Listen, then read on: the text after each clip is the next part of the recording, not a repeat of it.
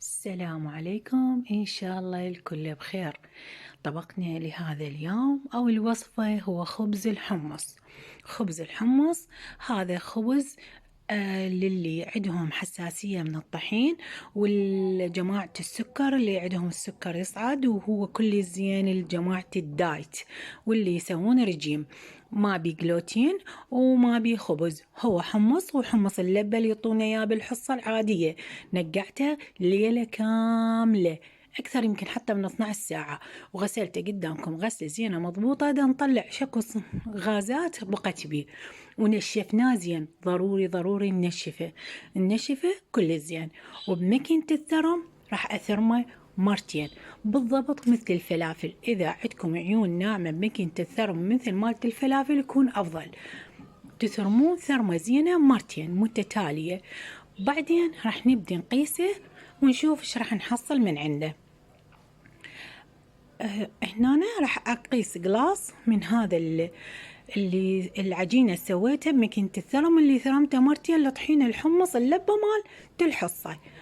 هذا قلاص كامل، وراح اخلي عليه نص قلاص مي.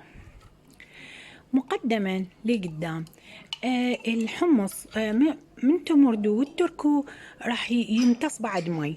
فلي قدام نثرمه ونتركه نص ساعة ونرجع عليه أو ربع ساعة، مو هواية، مو أكثر من هالقد. هذا نص قلاص مي،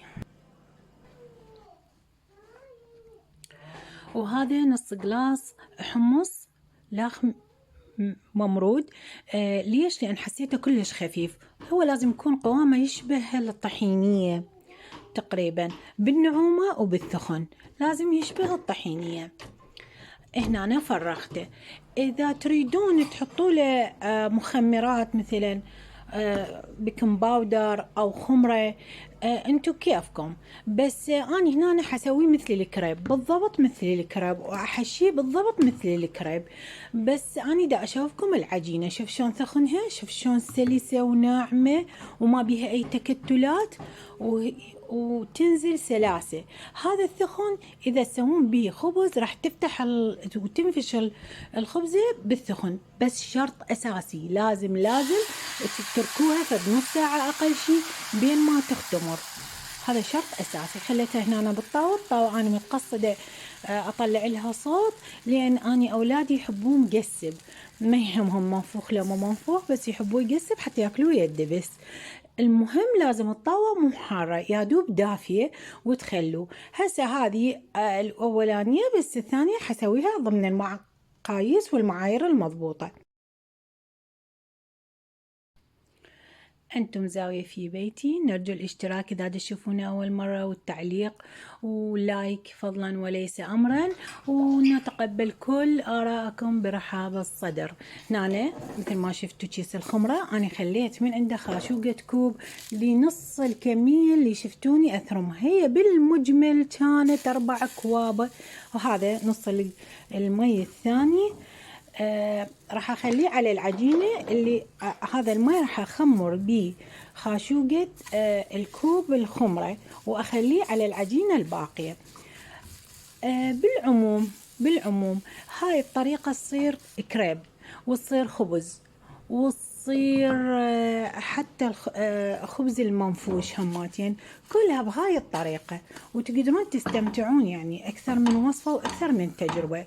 إذا عجبكم أي شيء بالفيديو، تصويرنا، فرقة معلوماتنا بدنا نعطيكم إياها بشيء ولو بسيط، نرجوكم بلايك. ونحن نتقبل كل الآراء. أي شخص سوى الوصفة وما نجحت وياه رجاء يكتب لنا التعليق، وإحنا نرد بكل رحابة الصدر ونشوف إحنا نستفاد، واللي يقرون واللي يدخلون القناة يستفادون. والله بارك بالثواب، وفاعل الخير اللي يعطي معلومة والكل يستفاد من عندها. إن شاء الله عندي بعد وصفتين لهذه الطريقة، واحدة أحلى من الثانية وتعجبكم بإذن الله تعالى. بس تسووا اشتراك حتى توصلكم كل الإشعارات وكل شيء جديد يعجبكم ويراضي أذواقكم. هاي الطريقة بخبز الحمص هي أساسية للناس اللي عندهم حساسية من الطحين، الجلوتين بالذات، وهو كلش مهم لأمراض السكري. أي شخص عنده سكر لا يروح على الخبز الشعير ولا هم يحزنون. هتجيب حمص الحصة اللبة اللي دا ينطونا إياه، نقعوه وسووه بهاي الطريقة، إن شاء الله تعجبكم. وأصحاب الدايت اللي عندهم دايت حتى مع كورونا هم أقدر أسوي من هذا الحمص اللبة. ولازم نغطيه مثل ما شفتوا حتى تظل رطبة، ما نريدها تقسب، احنا نريدها خبزة لينة تشبه الكريب بالتمام، بس احنا حنقسبها وبعد نريدها لينة. ليش؟ لأن بيها خمرة، الخمرة راح تساعدها، وكل ما تتركوها مدة أطول تتخمر هو الحمص راح يمتص مي أكثر. فضيفوا له، انتوا بالبداية شو راح تلاقون صعوبة، بس على المرة الثانية إن شاء الله، أو يمكن تضبط وياكم من أول مرة، على المرة الثانية تصير كل زينة وورد. وألف ألف عافية.